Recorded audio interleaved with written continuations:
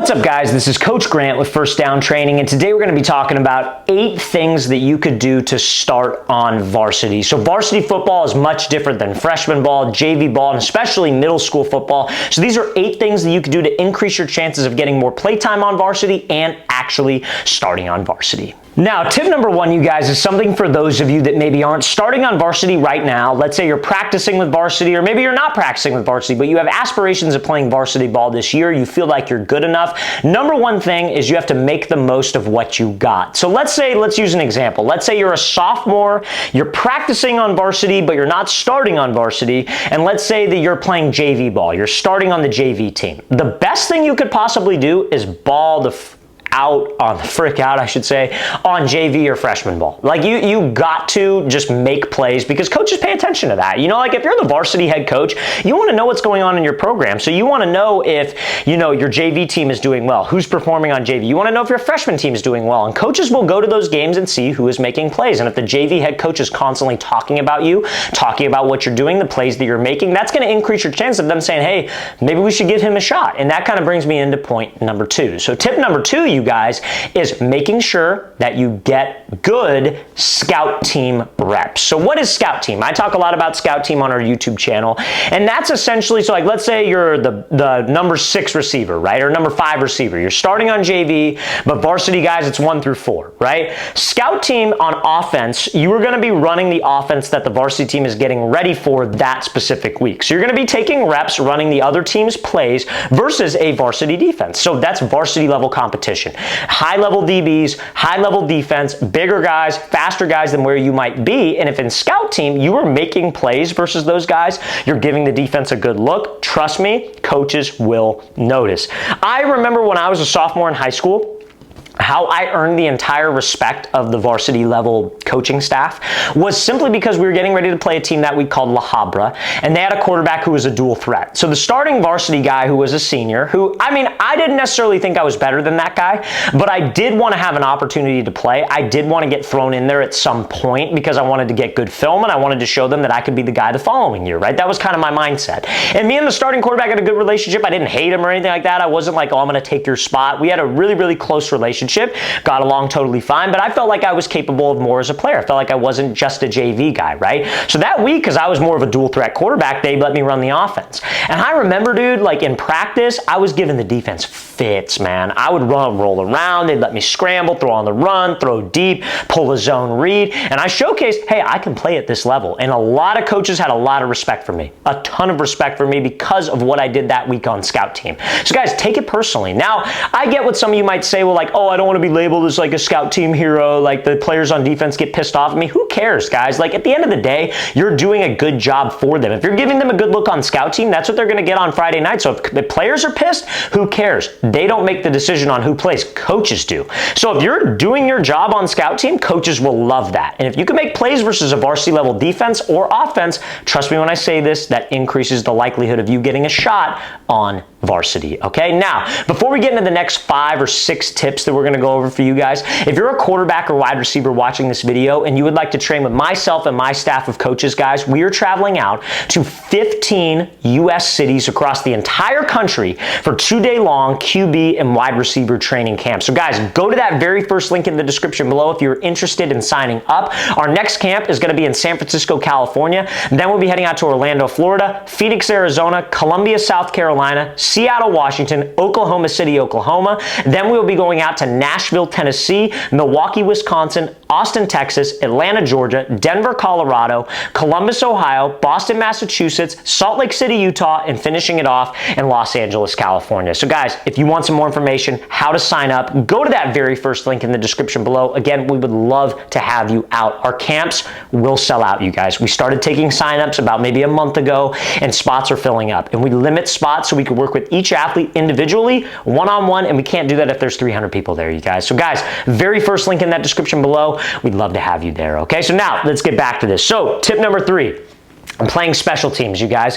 I think not enough people put a lot of value into special teams, but like, here's the thing. Special teams maybe doesn't have like as big of a role as, like, let's say you're a receiver, right? Like, obviously playing receiver and starting at receiver is a much bigger role on the team than like being a gunner on, like, you know, kickoff or being a guy on kickoff return. However, it increases the coach's trust in you. If you're an underclassman, freshman, sophomore, whatever, maybe you're a junior and you're just not starting yet. Generally, most of the time why you don't start, especially if you're physically gifted, is coaches can't trust you. But if you make plays in special teams and you execute your job with extreme precision in special teams, coaches are going to be like, man, that guy can get the job done. I trust that guy. I remember when I was a high school coach, I did it for a year. Not my favorite thing to do. I didn't really like coaching for a team. I'm much happier doing what I do now.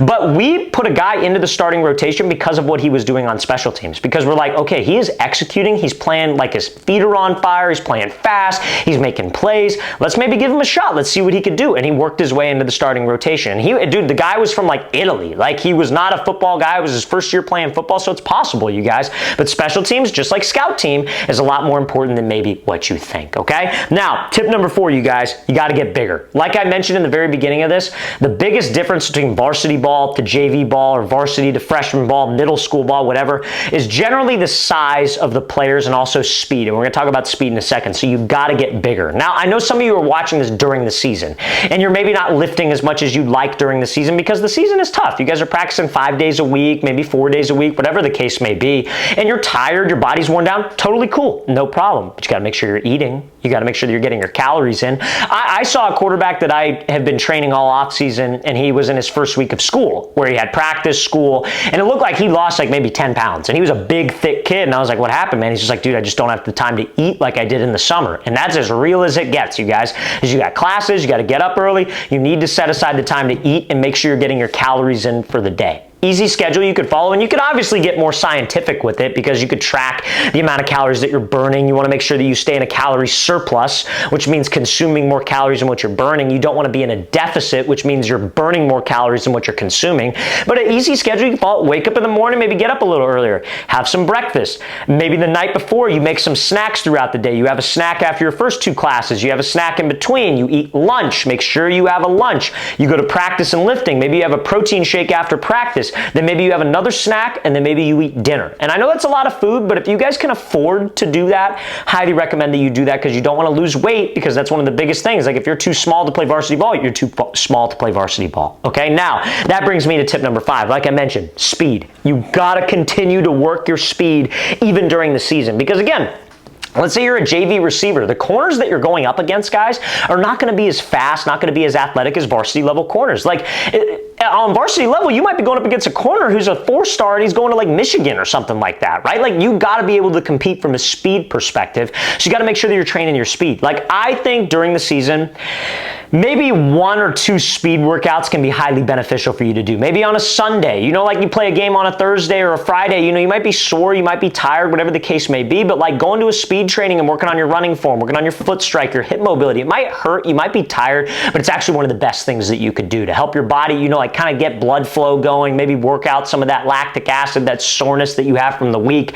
work out some of the bruises that you might have from a game, but you still got to stay tight with your speed. So if you're a guy who maybe the following season you were trying to play on varsity and you're going to be a freshman, a sophomore, whatever, you got to make sure that you're training your speed in the off season. Train with resistance, run up hills, run with a sled, work on your running form. Maybe you run track in the off season if your school has a good track program, and then do explosive stuff in the gym. Train like an athlete, doing box jumps, Olympic lifts. Anything explosive is going to help you with that speed and be able to compete at a varsity level. That's what I would say. Okay. Now, tip number 6, understand the playbook. So if you're a JV player, right? I want to play varsity. A lot of times this is how it went at the high school that I played at, and I always made sure, like, this is what I was talking about when I was a sophomore, and I gave you that story about how I was playing on scout team. I remember, like, I definitely wasn't going to be a varsity starter at least anytime soon unless the starter went down with an injury, right? And so I remember every lunch, like at lunch, what we would do is we'd go to a classroom and we'd watch film. And they said that, hey, only starters need to go. I never missed a meeting. because I wanted to be prepared. You guys, I wanted them to know that, like, hey, I know what we're doing as an offense. I have a great grasp on the offense. So if I get thrown in there, God forbid our senior quarterback goes down with an injury, offense isn't going to miss a beat. You guys trust me. Now, if you're not in the exact situation I'm in where maybe you could get an opportunity to play, maybe you can earn your way into the starting role. If you're a receiver, a lineman, a running back, let's say the competition's a little bit closer. Dude, you should not miss a meeting if it's like a varsity only. Be there. Who's going to tell you to get out? A coach isn't going to tell you to get out. As long as you're not bringing in like 10 different players and goofing off in the meeting, nobody's going to care if you just sit there quietly with a notebook and take notes and make sure you're up to date on plays. Not just the stuff you need to know for JV, not just the stuff you need to know for freshmen. You should know what the entire offense is trying to accomplish with their starting group, okay? Have a good grasp on the playbook, because you'd be surprised. I get a million DMs and comments from athletes, and I read all of them, you guys. Coach, I'm not playing. First question I ask them, do you know your playbook? Well, no. There you go. That's why you're not playing. You can be so physically gifted, but if I can't trust you to do your job, I can't have you on the field, okay? Now, next question. Next point, I should say, tip number 7. Ask coaches a lot of questions. So this shows that you care. Coaches, here's the thing.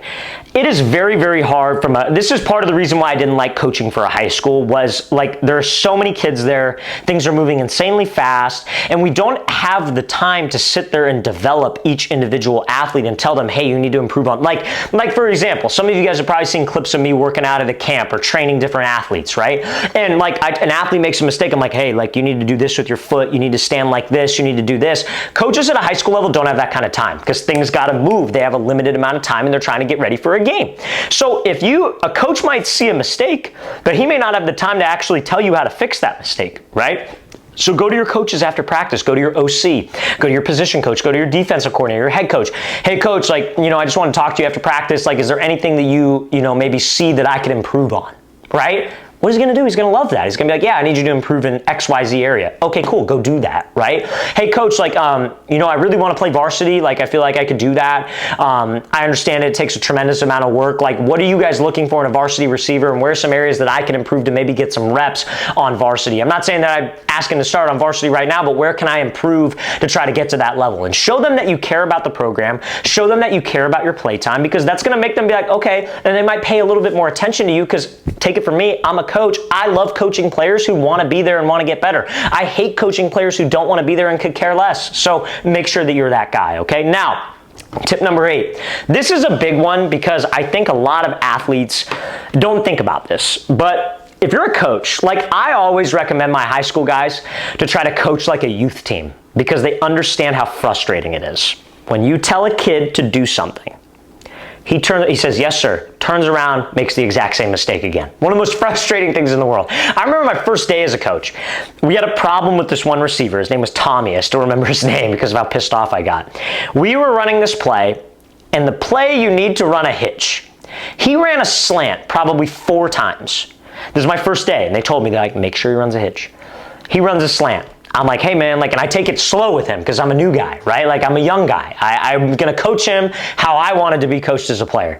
Hey man, listen, you ran the slant really well. Remember, on this play you have a hitch, okay? So on this play I got a hitch. Does that make sense? You good? Yeah, coach, I got it, whatever. Next series, what does he do? Runs a slant, and I lose it. And everybody was like, damn, dude, relax. Why are you so upset for it? It's the most frustrating thing in the world when you have to tell the athlete the same thing over and over and over again. And again, some guys might be slower learners. Cool, I get that. Some guys might have a learning disability. Cool, I get that. But how it comes off to a coach is that it's disrespectful.